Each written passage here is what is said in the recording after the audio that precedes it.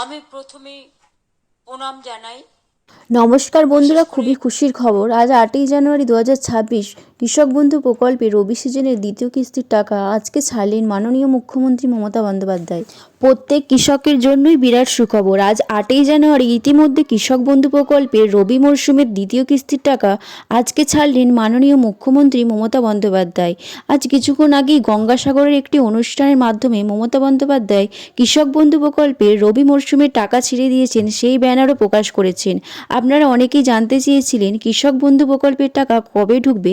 অবশেষে আজকে গঙ্গাসাগরের একটি অনুষ্ঠানের মাধ্যমে জানিয়েছেন যে কৃষক বন্ধু প্রকল্পে রবি মরশুমের টাকা সরকারের পক্ষ থেকে ছাড়া হয়েছে। দেখুন, এখানে ব্যানার প্রকাশিত হয়েছে, তাই আপনারা প্রত্যেকেই আপনাদের ব্যাঙ্ক অ্যাকাউন্টটি চেক করে নেবেন যে আপনাদের ব্যাঙ্ক অ্যাকাউন্টটি ভ্যালিড আছে কিনা। আর প্রত্যেকেই চেক করবেন যে কৃষক বন্ধু প্রকল্পে টাকা ঢুকেছে কিনা। আজকে যেহেতু টাকা ছাড়া হয়েছে, সেহেতু প্রত্যেক কৃষকের অ্যাকাউন্টে আজকেই টাকা না ঢুকতে পারে।